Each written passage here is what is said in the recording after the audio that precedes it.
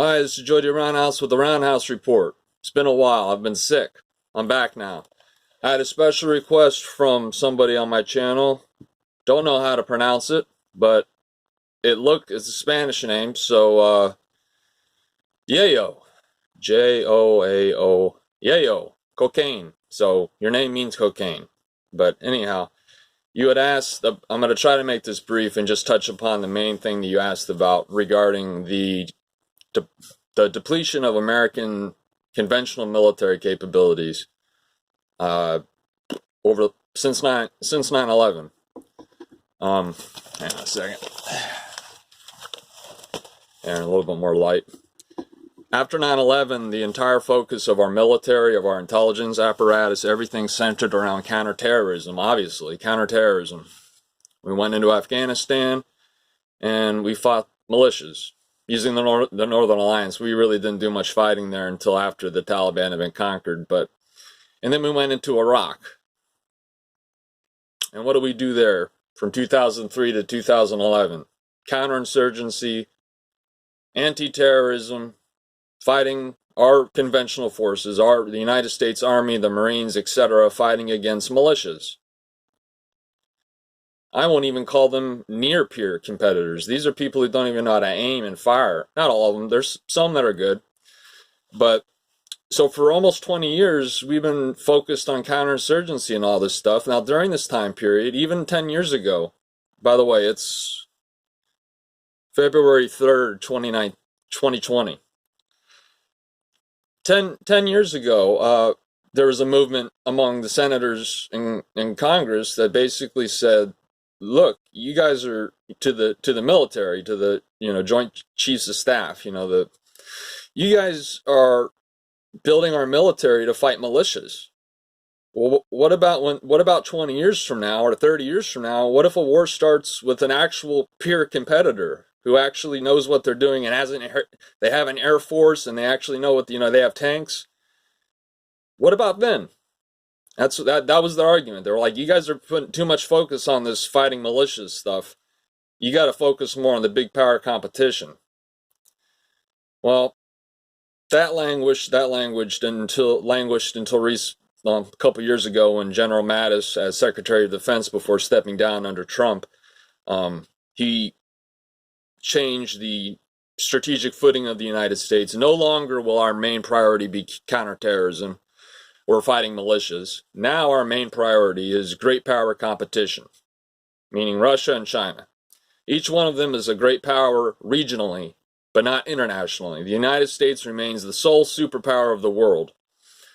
Russia, regionally, obviously, has a sphere of influence, and they're powerful within that sphere of influence. And China's really what to look at because Russia's economy sucks. Any money that they do have goes into the military. So their military, they have a conscript army, a lot of Muslims. A lot of people don't know that. But the core of Putin's new army that he's been trying to modernize since 2008, even before, it consists of a core of like 200,000 professional soldiers and then 900,000 conscripts. I don't know what the other numbers are. But it has a professional core, and they do have the money they invest. They do invest in technology, just like what we're doing. The sequestration that occurred under President Obama, because the Republicans and the Democrats couldn't come to a deal regarding the funding for that year's budget, they put into place sequestration, which means everything was cut across the board. Domestic programs, foreign policy, the military. The Pentagon took a major, major hit when that happened. And I believe sequestration's gone now, years later, but the effects of it, we're still having to repair.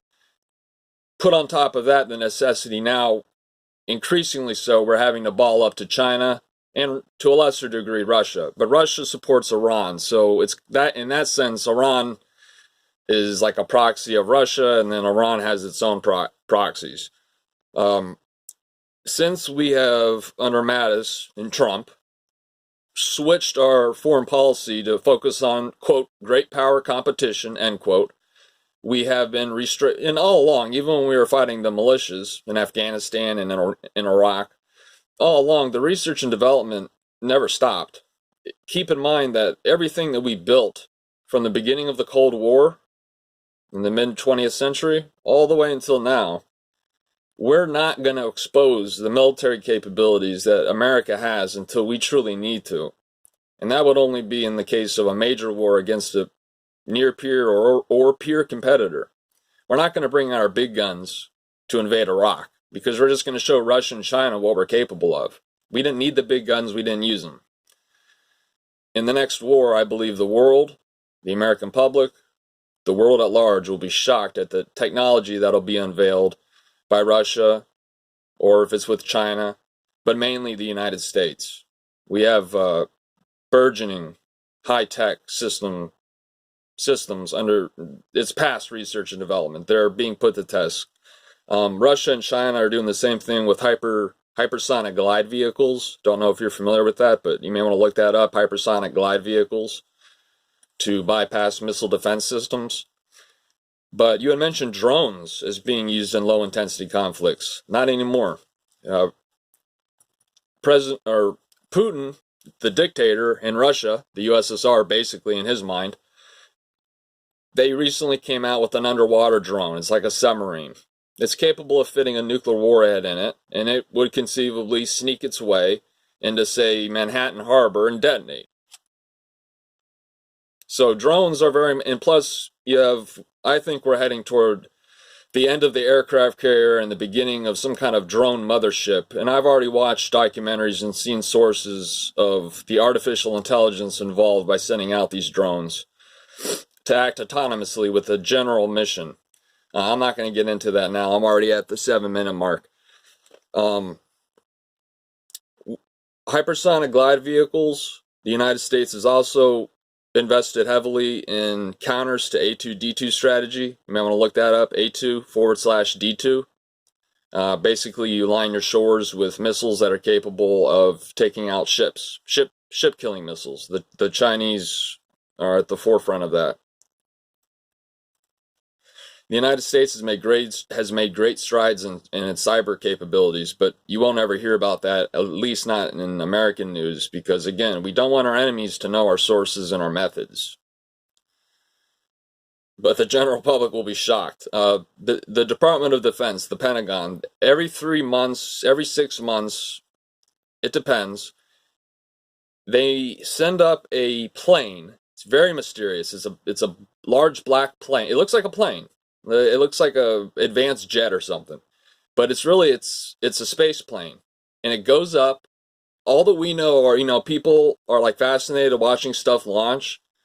So all that we know is that it launched, it's from the DoD, and then whenever it lands, we'll get a news report that it landed, and that's it. The last such flight, it was in orbit. We really don't know what it was doing, but it was up there for 4 years doing who knows what. And the necessity of space supremacy in the next war. If they knock out our satellites, our soldiers are going to have to use maps to figure out where they're going. The training, yes, of course they learn maps, but first and foremost, they learn the latest and greatest in military technology, where you don't have to rely on paper maps and compasses. We've taught our soldiers, and we put it into war machines, that the machines do the work in terms of navigation and all that. But I'm getting way off track. This DoD space plane, it comes back, nobody knows what it's done, and it does look like a plane. It's very weird. Nobody knows what's going on. But lost my train of thought. The sequestration, again, that badly damaged the American military. Now, under Trump, we are surging, literally and figuratively. It's in the first Gulf War, 1990 and 1991. It's as if all of the technology and the angst of the Cold War, simultaneous, 1990, 1991, the USSR was in collapse. So we had all this pent up anger or whatever you want to call it. And it's like we unleashed it against Saddam Hussein. You know what I mean?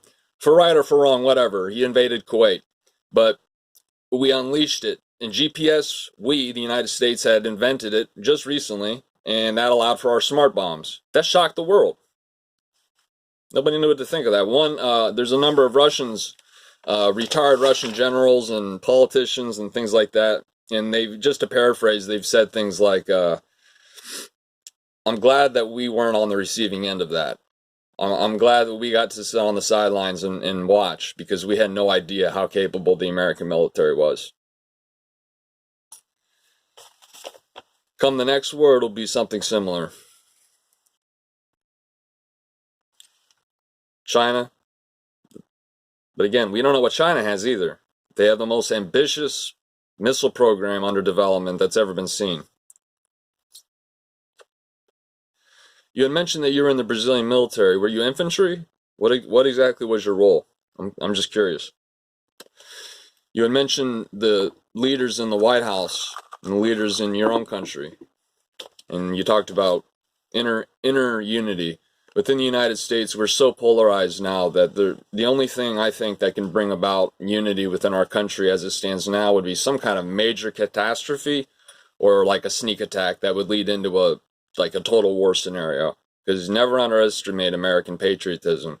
Remember after 9/11, everyone came together. Remember after Pearl Harbor, everyone came together. Well, if China launched a missile blitz against us out of nowhere, I think that would bring us all together. So patriotism is, you use the word unity, I use the word patriotism. Micromanagement, as long as the White House and the politicians aren't micromanaging the war, it should go just fine, as long as the generals are competent. Germany in World War II, the top command would give their subordinate officers, like Rommel, and be like, look, this is what I want. And then they left the operational field work to Rommel. He decided on the spot what to do. And that's what you were getting at. Will the president allow his generals to do their job, or will he micromanage it like Obama did? Obama did an awful job micromanaging the military. Yayo, yayo. You said something. You said, I think the Americans need to denounce the left for what they did and make it clear why they are against the United States. And that's the same thing we need to do here as well. Exactly. We've already done that. The left has been called out. The media is not trusted. People don't watch CNN. I can go on and on about this. There's a lot of propaganda in the United States right now. Blatant propaganda, like 1930s Nazi Germany type propaganda, insofar as they're sneaking it in. And they're sneaking it in such a way where if you don't know what to look for, and if you don't read between the lines, they trick you. The Associated Press, they're the worst. You had mentioned in technology transfers. Boycott Apple. Apple's an American company, and they made billions of dollars operating off of the American market and our capitalist nature, all that stuff. They went to China, which is rising. They have an increasingly large middle class, and they said, hey, China, if you open up your middle class, the Chinese have dictates. We'd like to sell to your population. The Chinese government, okay, but you gotta open your vaults for us, forced technology transfers. I'm sure you've heard of that. So Apple sold out the United States, and the country that made them so rich, they completely sold out. They went to China and they wanted those markets too, as if they weren't rich enough. And in exchange, they shared everyone knows the Chinese government took what was shared to them, namely artificial intelligence and military cloud technology, and they applied it directly to their military. The Chinese have been systematically hacking and spying for well over a decade they've hacked into Lockheed Martin. They've hacked into so many things. They've stolen everything from us, and they've done it to Israel, and they've even done it, I believe, to Russia too. Microsoft, however, they stepped up blatantly. They said, we're going to step up and help the American government. We're going to help the military with cloud-based military technology and artificial intelligence, because when we start talking about drones of the future, 10 years from now, it's going to be artificial intelligence. Boycott Apple. They sold out the United States. Microsoft stepped up. Google had a little walkout. So since the U.S. is so polarized, there will be no unity in this country until this BS regarding Trump is over and we see what happens in 2020. Regarding your own country, I hope that Bolsonaro will remain in power and that him and Trump the United States will form a strong alliance. Bolsonaro has floated the idea of allowing the United States to put a major naval installation on the coast of Brazil. I think that would be ideal, perfect for securing the Western Hemisphere. Keep in mind, the Russians and the Chinese and the Iranians all have military assets right now inside of Venezuela. Not much, but they're there. So, I'm going to sign off now. This is the Roundhouse Report. What did I hit? 15 minutes? Well, I covered quite a bit.